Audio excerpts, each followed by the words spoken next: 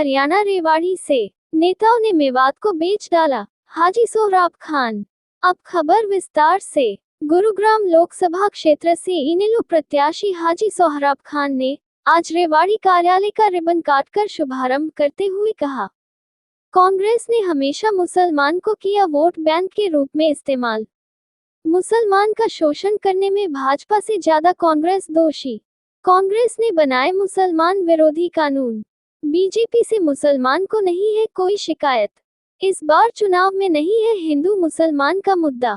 मेवात के नेताओं ने बेच दिया मेवात को। इनेलो का मुकाबला भाजपा से, कांग्रेस की होगी जमानत जब्त। मेवात से भाजपा व कांग्रेस को नहीं मिलेंगे वोट। राव इंद्रजीत सिंह ने वोट मांगते वक्त मेवात को धमकाया। पूर्ववर्ती सरकारों ने मेवात को रखा पिछड़ा। सिर्फ इनेलो ने किया मेवात का विकास। मेवात में रेल पहुंचाने पर राव इंद्रजीत सिंह पर कसा तंज। कहा, रेवाड़ी का राजा है राव इंद्रजीत सिंह। मेवात में हर बार राव इंद्रजीत सिंह बाजा आता है। हाथों से रेल की सिटी, हकीकत में नहीं सुनाई दी रेल की सिटी। इस मौके पर जिला प्रधान डॉक्टर राजपाल यादव, प्रवक्ता राजवंत दहिनवाल, कमला शर्मा, वरुण गांधी, विनय जेलदार सहित अनेक गणमान्य लोग मौजूद रहे। उद्घाटन किया आप सभी पत्रकार साथियों का। मैं यहाँ आने पर, इस कॉन्फ्रेंस को करने पर आपका अपनी तरफ से, अपने साथियों की तरफ से तहे दिल से शुक्रिया अदा करता हूँ।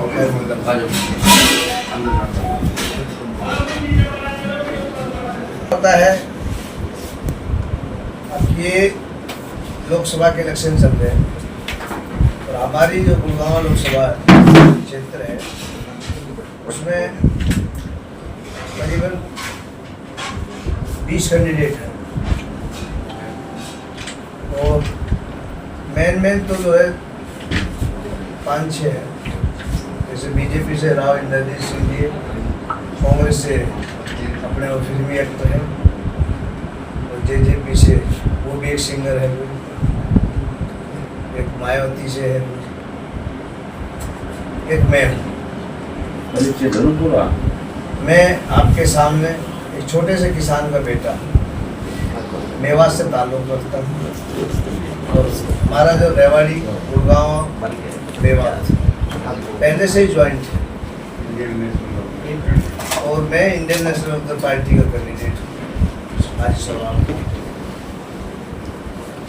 तो हमने अब तक जो देखा है, यहाँ से जो सांसद 4-5 बार से सांसद बनते आ रहे हैं उसका कार्यकाल भी देखा और कांग्रेस का भी हाल देखा। मैं कहूँ कांग्रेस तो एक बीजेपी की बेटी है।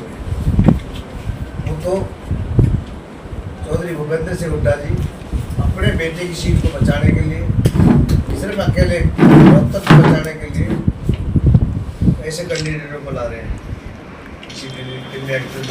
नहीं तो कैंडिडेट यहाँ बहुत थे, गुड़गांव से, रेवाड़ी से, गुड़गांव से देर कैंडिडेट थे, लेकिन या तो कांग्रेस पार्टी गुड़गांव के अवाम को उनका हक नहीं देना चाहती। मैं तो यही समझता हूँ वो बीजेपी के लिए काम करता है। आज देखो जो सबसे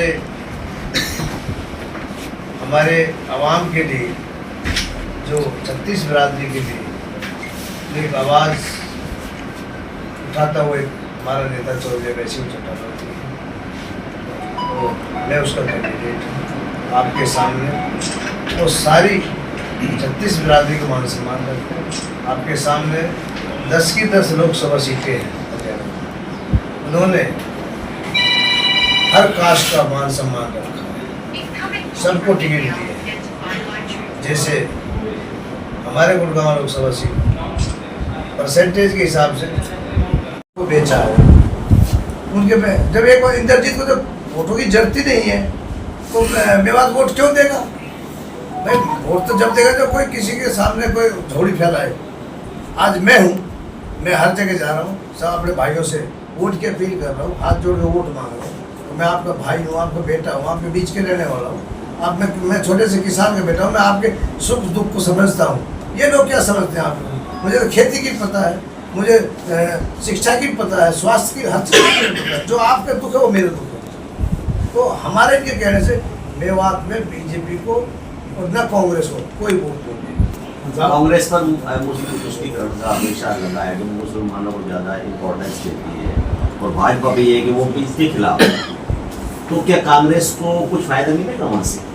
देखो ऐसा है, जब तक लोग समझे नहीं थे, ये सही बात है, कांग्रेस ने हमारे साथ मतलब एक वोट बैंक जो नाजायज फायदा उठाया था, हमारे जो मुस्लिमों के वोटों को जो फायदा उठाते आपस में जो बांटने की जो बात थी, नहीं तो सबसे बड़ी मैं तो अपनी तरफ से बीजेपी को इतने दोषी नहीं मानता जितने कांग्रेस ने। हमारे साथ जो किया कांग्रेस ने किया, क्योंकि जितने भी जो कानून लेकर आए थे सारे कांग्रेस की सरकार में जो कानून बने सारे कांग्रेस के।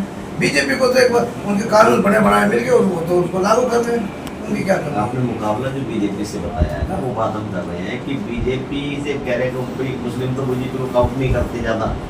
राव साहब भी कह चुके हैं कि भाई वो एक क्षेत्र ऐसा है जहाँ मुझे कम वोट मिलेगी वहाँ पे।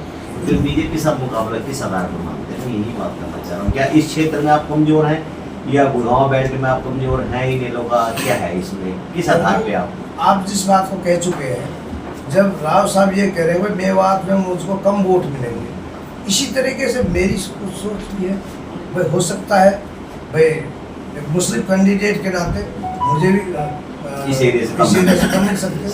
मेरी जो ये जैसे वो सोच रहे मेरी सोच, लेकिन मुझे उम्मीद है अब जो उत्साह जोश जो हमारे मेवात में उससे ज़्यादा जोश हमारे यहाँ गुड़गांव और रेवाड़ी में मिलेगा। हर बार इलेक्शन लास्ट तक हिंदुस्तान के इलेक्शन नहीं है, वो तो एक राव साहब की सोच थी, अब मुझे वहाँ वोट नहीं तो अगर उस भाषण से पहले मैं कह रहा हूँ पहले से ज़्यादा वोट मिलती राव साहब को। अब एक जो उसने भाषण दिया जो मेवात को धमकाया है ना, अब उसको वोट नहीं मिलेगी। लेकिन अब जो है वो चीज़ नहीं है जो पहले थी, मंदिर मस्जिद हिंदू मुस्लिम वो चीज़ नहीं। इसका मतलब बीजेपी से कोई शिकायत नहीं मुसलमानों को? नहीं, कोई शिकायत नहीं।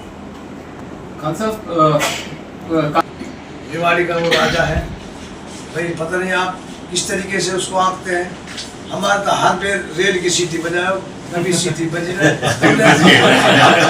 तुम्हारे जन विकास हो रहा है, जब डर की वजह से उसको वोट देते हैं, मुझे तो ऐसा लगता है आप डरते हो। विकास हमारा विकास ठीक है।